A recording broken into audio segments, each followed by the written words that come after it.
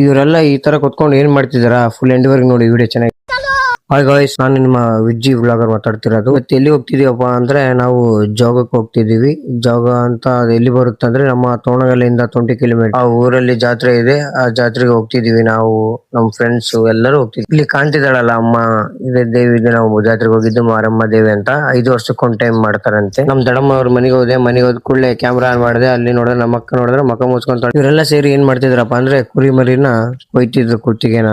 ಅದಕ್ಕೆ ಹಾಗೆ ಗಟ್ಟಿ ಹಿಡ್ಕೊಂಡಿದ್ರು ಎಲ್ಲರೂ. ನಮಗೂ ಅನಿಸುತ್ತೆ ಪಾಪ ಕೊಯ್ಬಾರ್ದು ಅಂತ, ಬಟ್ ಪದ್ಧತಿ ಪ್ರಕಾರ ಮಾಡ್ಲೇಬೇಕಲ್ವಾ ಅದು. ನಮ್ ತಂಗಿ ನೋಡಿದ್ರೆ ಡಬರಿ ತಿಕ್ತಿದ್ಲು, ನಮ್ಮ ಮಾವ ನೋಡಿದ್ರೆ ಕುರಿ ಮರಿನ ಇಳಿ ಹಾಕಿ ಸುಳ್ತಿದ್ದ. ಅದನ್ನು ನೋಡ್ಕೊಂಡು ನಮ್ ಫ್ಯಾಮಿಲಿ ಎಲ್ಲ ಅಡಿಗೆ ಮಾಡ್ತಿದ್ರು ಚೆನ್ನಾಗಿ. ಎಲ್ಲರೂ ಒಬ್ರಿಗೊಬ್ರಿಗೆ ಹೆಲ್ಪ್ ಮಾಡ್ಕೊಂಡು ಬಹಳ ದಿನ ಆಯ್ತು ಈ ತರ ಎಲ್ಲ ನಮ್ಮ ಫ್ಯಾಮಿಲಿ ಎಲ್ಲ ಅಡಿಗೆ ಮಾಡೋದ್ ನೋಡಿ.